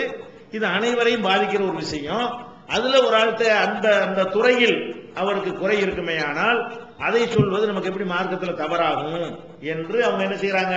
சிந்திக்கிறாங்க. இன்னும் பல இது மாதிரியான இன்னும் பல குறைபாடுகளை எல்லாம் என்ன செய்யறாங்க? இந்த புறம் சொல்வதில் வராது என்பதற்கு இன்னும் சில ஆதாரங்களை எல்லாம் வைத்து ஆய்வு செய்துதான் விமர்சிக்கணுங்கிற ஒரு நிலைக்கு என்ன செய்யறாங்க? வர்றாங்க. விமர்சிக்கிறது தப்பு இல்லை. ஹதீசுகளை நம்ம கண்ணை மூடிட்டு ஏத்துக்கிற கூடாது, ஆய்வு தான் பண்ணணும் என்று ஒரு சிந்தனைக்கு என்ன செய்யறாங்க? வர்றாங்க. தமிழ்நாடு தௌஹீத் ஜமாத்தின் இஸ்லாமிய அழைப்பு பணி. தமிழ்நாடு தௌஹீத் ஜமாத்தின் ஏராளமான பணிகளில் மிக முக்கியமான பணி பிற மத மக்களுக்கு இஸ்லாத்தை எடுத்துச் சொல்வதாகும். இஸ்லாம் தீவிரவாதத்தை ஆதரிக்கிறதா, பெண்ணடிமைத்தனத்தை ஆதரிக்கிறதா, பலதார மனத்தை ஆதரிப்பது ஏன் என்பன போன்ற எண்ணற்ற சந்தேகங்களுக்கு விடையாக இஸ்லாம் ஓர் இனிய மார்க்கம் எனும் நேரடி கேள்வி பதில் நிகழ்ச்சிகள், இஸ்லாத்தையும் முஸ்லிம்களையும் பற்றிய தவறான எண்ணங்களை களையும் இந்நிகழ்ச்சி தமிழகமெங்கும் நூற்றுக்கணக்கில் நடத்தப்பட்டு வருகின்றன. இந்நிகழ்ச்சி பிற மாநிலங்களிலும் வெளிநாடுகளிலும் நடந்து வருகின்றன. இது போன்ற நிகழ்ச்சியின் மூலம் ஏராளமானோர் இஸ்லாத்தை தழுவி வருகின்றனர். இது மட்டுமல்லாது இஸ்லாத்தை அறிந்து கொள்ள விரும்பும் பிற மத மக்கள் ஒரு அஞ்சல் அட்டை அனுப்பினால் போதும், திருக்குரான் மொழிபெயர்ப்புகள், இஸ்லாமிய நூல்கள் மற்றும் பல ஆடியோ வீடியோ சிடிக்கள் என இலவசமாக அனுப்பி வைக்கப்படுகின்றன. மனிதனுக்கேற்ற மார்க்கம் இஸ்லாம் மட்டுமே என்பதை நிரூபித்திட பிற மத அறிஞர்களுடன் பல்வேறு விவாதங்கள். புதியதாக இஸ்லாத்தை ஏற்றுக்கொண்டவர்களுக்காக சேலத்தில் ஆண்களுக்கும் பெண்களுக்கும் என தனித்தனி பயிற்சி மையங்கள். இஸ்லாத்தை தழுவியதை அதிகாரப்பூர்வமாக்கும் அஃபிடவிட், கெசட்டில் பெயர் மாற்றம், கத்னா செய்தல் மற்றும் பயிற்சிக்கு தேவையான திருக்குரான் மொழிபெயர்ப்புகளுடன் கூடிய பாட நூல்கள், உணவு, உடை, தங்கும் இடம், மருத்துவம் என இன்னும் பல அத்தியாவசிய பொருட்களை இப்பயிற்சி மையத்தில் வழங்குவதுடன் பயிற்சி மையத்திற்கு வருவதற்கும் பயிற்சி முடிந்து செல்வதற்கும் போக்குவரத்து செலவுகள், இவை அனைத்தும் முற்றிலும் இலவசமாகவே வழங்கப்பட்டு வருகின்றன. எந்த வெளிநாட்டு அரசிடமிருந்தோ அல்லது எந்த வெளிநாட்டு நிறுவனங்களிடமிருந்தோ உதவிகளை பெறுவதில்லை என்பதை கொள்கையாக கொண்டுள்ளது தமிழ்நாடு தௌஹீத் ஜமாத். எனவே மறுமையில் மகத்தான கூலியை பெற்றுத்தரும் இந்த அரிய பணிக்கு உங்களது ஜகாத் மற்றும் நன்கொடைகளை வாரி வழங்குவீர். உங்களது நன்கொடைகளை டிடியாகவோ செக்காகவோ மணி ஆர்டராகவோ அனுப்பலாம். டிடி அனுப்புபவர்கள் தமிழ்நாடு தௌஹீத் ஜமாஅத் வங்கி கணக்கு எண் 7882748827 இந்தியன் வங்கி மண்ணடி கிளை என்ற பெயரில் எடுத்து அனுப்ப வேண்டிய முகவரி தமிழ்நாடு தௌஹீத் ஜமாஅத் மாநில தலைமையகம் 30 அரண்மனைக்காரன் தெரு மண்ணடி சென்னை 1. போன் 044252152226. Allah